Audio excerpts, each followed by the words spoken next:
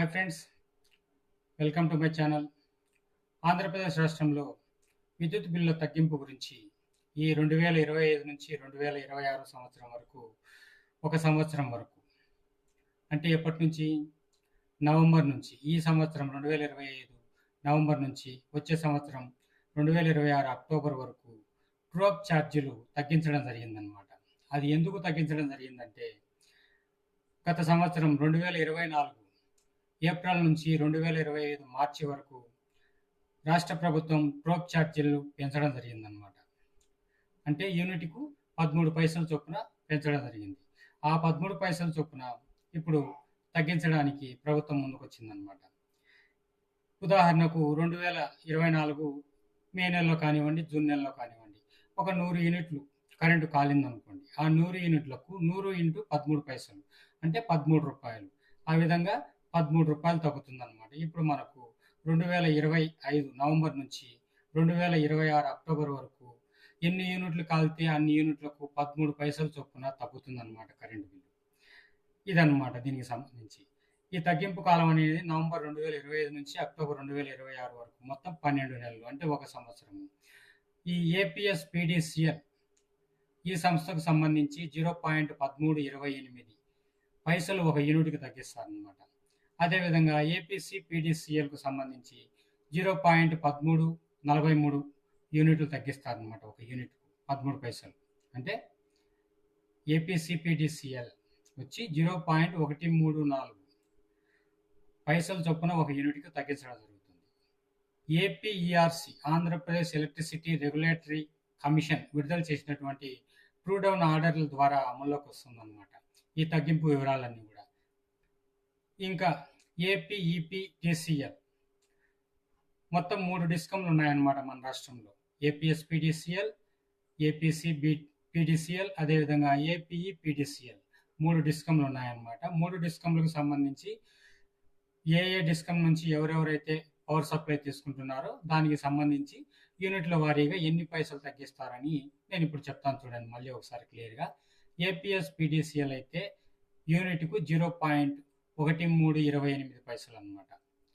అదేవిధంగా ఏపీసీపీడీసీఎల్ ఈ డిస్కంకు సంబంధించి 0.1343 పైసలు అనమాట ఒక యూనిట్కి. అదేవిధంగా ఏపీఈపీడీసీఎల్ ఈ డిస్కంకు సంబంధించి 0.13 పైసలు 12 ఒక యూనిట్కి అనమాట.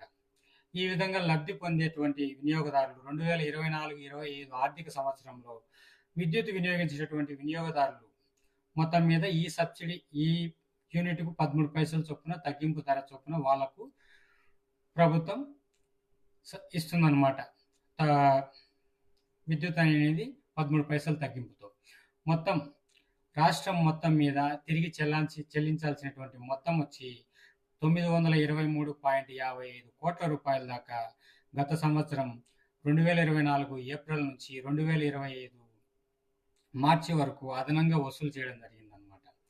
ఈ అదనంగా వసూలు చేసినటువంటి ఈ అమౌంట్ని తిరిగి ప్రజలకే ఇవ్వాలనే ఉద్దేశంతో ప్రభుత్వం ఈ డిస్కంలను పురిగొల్పి అదేవిధంగా వాళ్ళను తగ్గించే విధంగా తీసుకొచ్చిందనమాట. మొత్తానికి ఈ ట్రూ డౌన్ అంటే ఏమిటంటే ముఖ్యంగా క్లియర్గా చెప్తాను చూడండి. వినియోగదారుల నుంచి ట్రూ అప్ పేరుతో అదనంగా వసూలు చేసినటువంటి విద్యుత్ ఛార్జీలు అసలు ఖర్చుతో వచ్చినప్పుడు తిరిగి ట్రూ డౌన్ రూపంలో వినియోగదారులకు చెల్లించబడతాయి.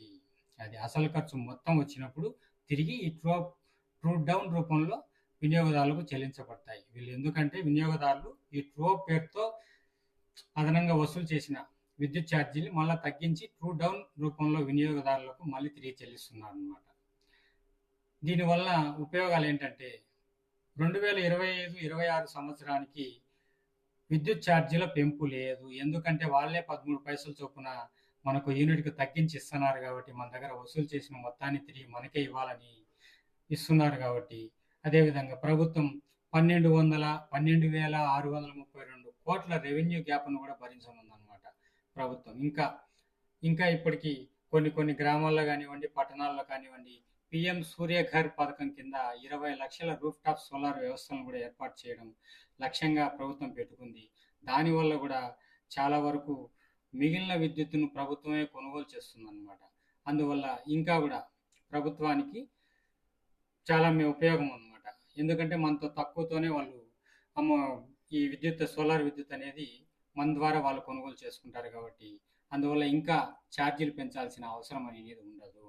అదేవిధంగా ఎస్సీ, ఎస్టీలకు ఉచితంగా, బీసీలకు 20,000 రూపాయల సబ్సిడీతో సోలార్ ప్యానెల్లు ఇస్తామని చెప్పేసి రాష్ట్ర ప్రభుత్వం ప్రకటించడం కూడా జరిగింది. దాని గురించి ఆల్రెడీ శాసనసభలో, శాసనమండలిలో కూడా చర్చించడం కూడా జరిగిందనమాట. కాబట్టి రాష్ట్రంలో ఈ సంవత్సరం నవంబర్ నుంచి వచ్చే సంవత్సరం అక్టోబర్ వరకు 13 పైసలు చొప్పున విద్యుత్ ఛార్జీలు తగ్గుతున్నాయి యూనిట్కు. అదేవిధంగా పెంచే అవకాశమే లేదని చెప్పేసి కూడా ప్రభుత్వం తేల్చి చెప్పేసిందనమాట. ఇది ఫ్రెండ్స్ నేను చెప్పాలనుకున్న విషయం. ఇంకా ఎవరైనా మన ఛానల్ని సబ్స్క్రైబ్ చేసుకోకుండా ఉంటే తప్పకుండా సబ్స్క్రైబ్ చేసుకోండి. అదేవిధంగా మన వీడియోని కూడా లైక్ చేయండి. ఇంతసేపు ఓపికగా విన్నందుకు, చూసినందుకు అందరికీ ధన్యవాదాలు ఫ్రెండ్స్.